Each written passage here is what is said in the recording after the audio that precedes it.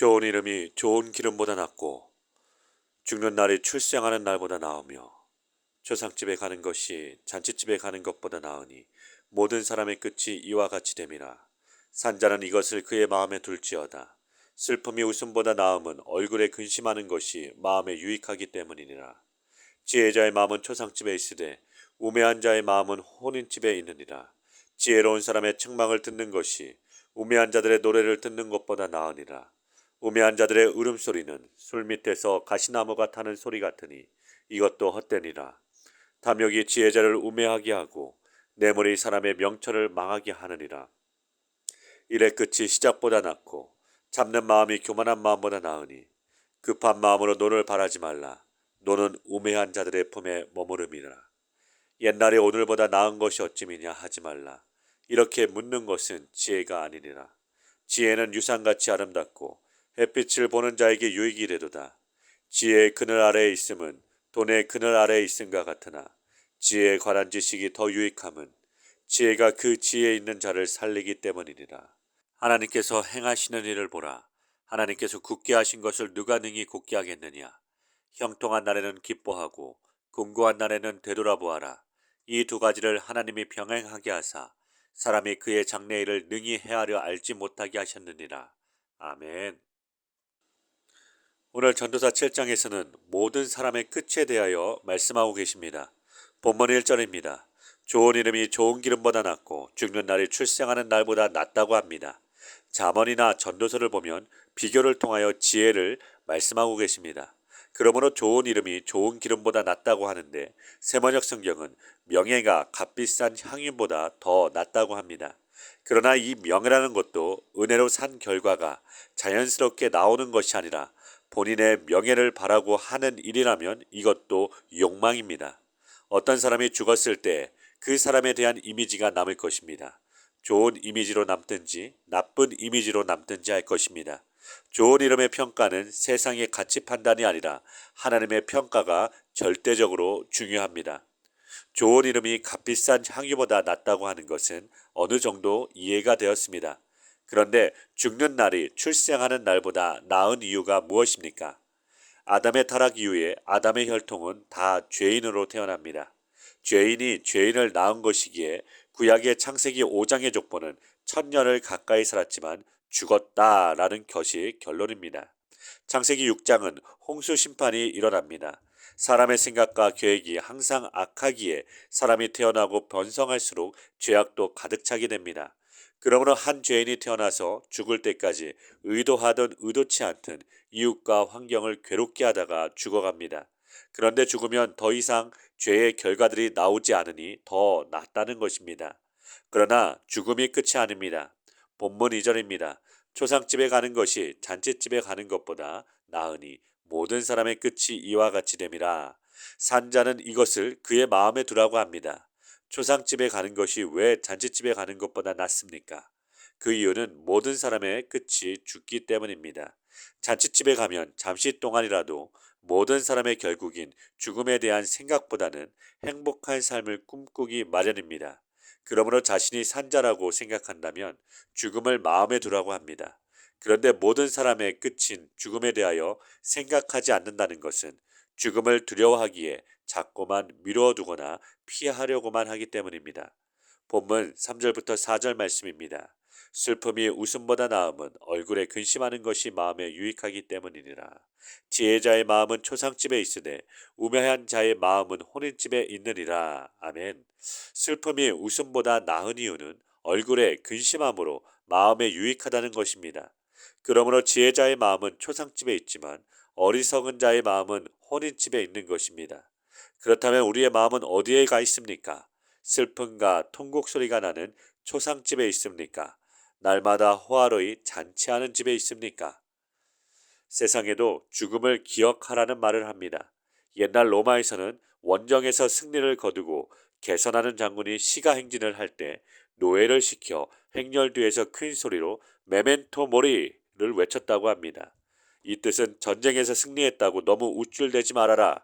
오늘은 개선 장군이지만 너도 언젠가는 죽는다. 그러니 겸손하게 행동하라. 이런 의미라는 것입니다. 자, 그러나 사람들은 죽음을 기억하기보다는 승리의 축하와 잔치만을 생각하였기에 인류의 역사는 망하는 것입니다. 성경은 죄의 삭시 사망이라고 합니다. 그런데 예수님은 죄가 없이 죽으시는 유일한 죽음입니다. 이 죽음은 자신의 죄가 아니라 자기 백성들의 죄를 대신 담당하신 죽음입니다.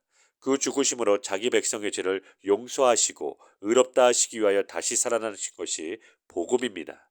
이 복음을 믿는 자는 죄가 용서되었기에 죄와 상관없이 주님의 다시 오심을 기다리십니다. 그러므로 성도는 날마다 예수님의 죽으심인 십자가를 생각하고 자랑합니다. 이런 자들이 지혜로운 자들입니다.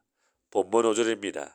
지혜로운 사람의 책망을 듣는 것이 어리석은 사람의 노래를 듣는 것보다 더 낫다고 합니다.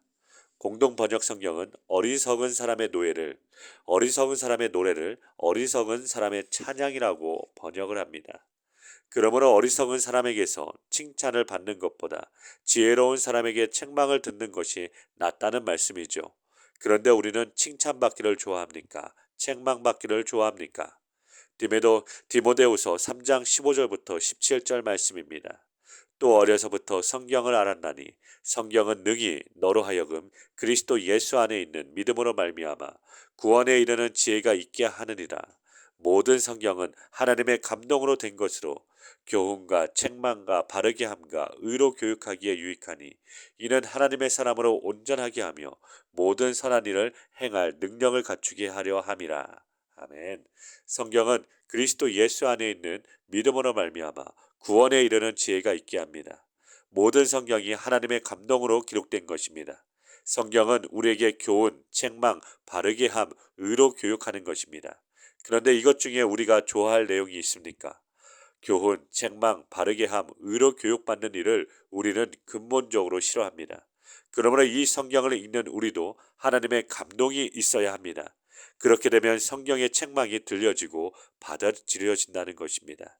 이것이 은혜이며 구원입니다. 본문 7절 세번역 성경입니다. 탐욕은 지혜로운 사람을 어리석게 만들고 뇌물은 지혜로운 사람의 마음을 병들게 한다. 아멘. 탐욕을 내면 지혜로운 사람도 어리석은 사람이 됩니다. 그 탐욕으로 인하여 뇌물을 받으면 그 지혜로운 자의 마음이 병이 들고 결국은 망신을 당합니다.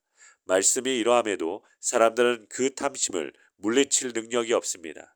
그러므로 탐심의 끝과 뇌물을 받는 자의 끝이 어떻게 되는지 아는 것이 지혜입니다. 본문 11절에서 12절 말씀입니다. 지혜는 유산같이 아름답고 햇빛을 보는 자에게 유익이 되도다.